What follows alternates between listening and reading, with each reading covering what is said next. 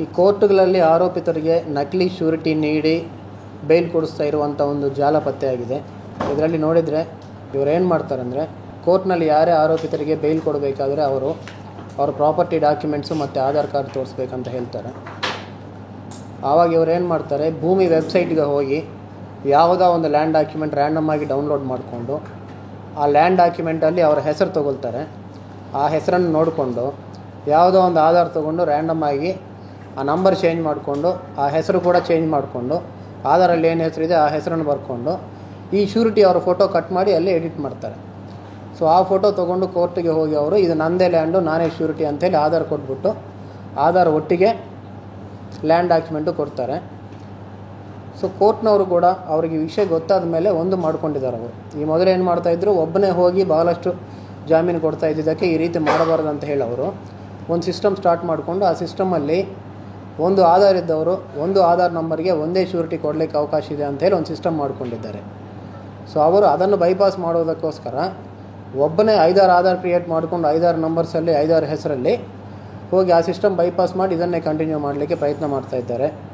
ಈಗಾಗಲೇ ಈ ವಿಷಯ ಸಂಬಂಧಪಟ್ಟು ಇಬ್ಬರನ್ನ ಅರೆಸ್ಟ್ ಮಾಡಿ ಕಸ್ಟಡಿಗೆ ತಗೊಳ್ಳಲಾಗಿದೆ. ಕೋರ್ಟಲ್ಲಿ ಪ್ರೊಡ್ಯೂಸ್ ಮಾಡಿ ಮುಂದಿನ ತನಿಖೆಗಾಗಿ ಕಸ್ಟಡಿಗೆ ತೊಗೊಂಡಿದ್ವಿ. ಹಾಗೆ ಇನ್ನೊಂದು 3 ಜನ ಈಗ ವಶಕ್ಕೆ ತೊಗೊಂಡಿದ್ವಿ, ಅವರನ್ನು ಕೂಡ ದಸ್ತಗಿರಿ ಮಾಡಲಾಗುವುದು. ಅಫೆನ್ಸ್ ಪ್ರೂವ್ ಆಗಿದೆ. ಅದು ಬಿಟ್ಟು ಇದರಲ್ಲೊಂದು 3 ಜನ ಬ್ರೋಕರ್ಸ್ ಆ್ಯಕ್ಟಿವ್ ಆಗಿ ಇನ್ವಾಲ್ವ್ ಆಗಿದ್ದಾರೆ. ಸುಮಾರು ಒಂದು 10 ಜನರನ್ನು ತೊಗೊಂಡು ದಕ್ಷಿಣ ಕನ್ನಡ, ಉಡುಪಿ ಜಿಲ್ಲೆಗಳಲ್ಲಿ ಭಾಳ ಕೇಸಸಲ್ಲಿ ಈ ರೀತಿ ಮಾಡಿದ್ದಾರೆ ಅಂತ ಗೊತ್ತಾಗಿದೆ. ಇದರಲ್ಲಿ ನೋಡಿದರೆ ದಕ್ಷಿಣ ಕನ್ನಡ ಜಿಲ್ಲೆಯಲ್ಲಿ ಎಸ್ಪೆಷಲಿ ಒಂದು ಮರ್ಡರ್ ಕೇಸಲ್ಲಿ ಕೂಡ ಈ ರೀತಿ ಒಬ್ಬನು ಜಾಮೀನು ಪಡೆದಿದ್ದಾನಂತ ಗೊತ್ತಾಗಿದೆ.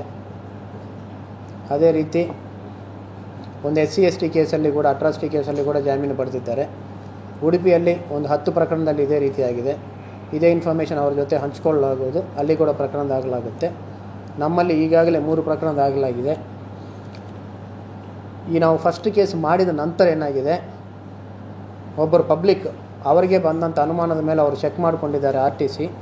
ಅವರ RTCಯನ್ನು ಚೆಕ್ ಮಾಡಿಕೊಂಡಿದ್ದಾಗ ಒಬ್ಬರು ಫೇಕ್ ಶ್ಯೂರಿಟಿ ಅವರ ಜಮೀನನ್ನು ಕೊಟ್ಬಿಟ್ಟು ಶ್ಯೂರಿಟಿ ಕೊಟ್ಟು ಕೋರ್ಟ್ನವ್ರಿಗೆ ಆ ವಿಷಯ ಇವರು ಮೋಸ ಮಾಡಿದ್ರಿಂದ ಅವರೇ ಶ್ಯೂರಿಟಿ ಅಂತ ಅಂದ್ಕೊಂಡು ಆ ಲ್ಯಾಂಡ್ ಅಟ್ಯಾಚ್ ಮಾಡಿಬಿಟ್ಟಿದ್ದಾರೆ. ಸೊ ಈಗ ಅವರು ಅದನ್ನು ತಂದು ಕೋರ್ಟಲ್ಲಿ ಅಪೀಲ್ ಮಾಡಿಕೊಂಡಿದ್ದಾರೆ. ಆ ಸಂಬಂಧ ಕೂಡ ಒಂದು ಹೊಸ ಪ್ರಕರಣ ದಾಖಲಾಗಿದೆ. ಸೊ ಪಬ್ಲಿಕ್ಕು ಕೂಡ ಎಲ್ಲಾದರೂ ನಿಮ್ಮ ಲ್ಯಾಂಡ್ RTC ಒಂದು ಸಲ ಚೆಕ್ ಮಾಡ್ಕೊಳ್ಳಿ ಆನ್ಲೈನು.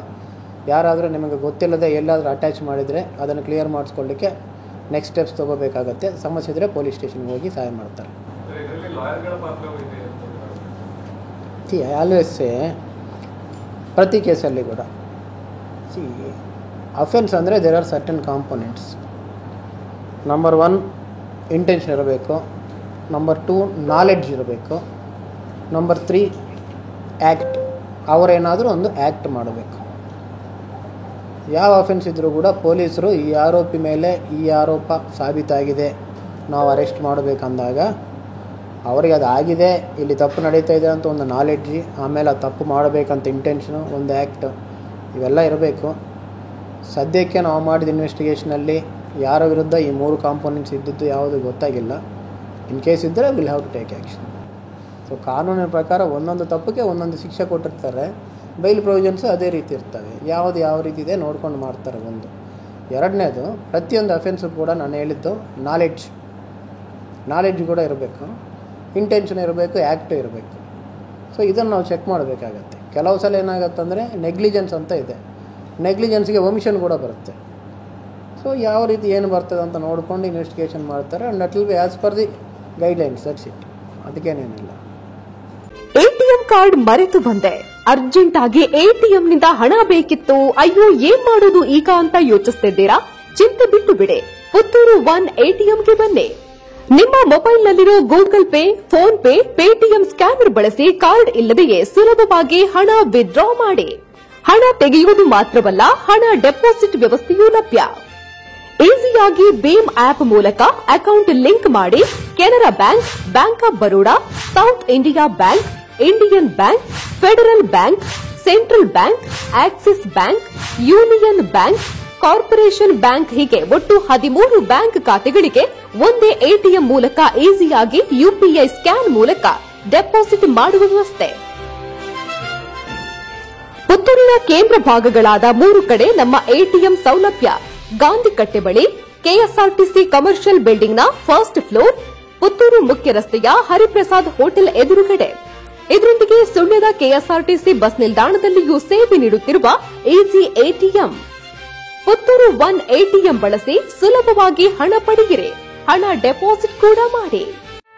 ಸುದ್ದಿ ಚಾನಲ್, ಕ್ಷಣ ಕ್ಷಣದ ಸುದ್ದಿಗಾಗಿ.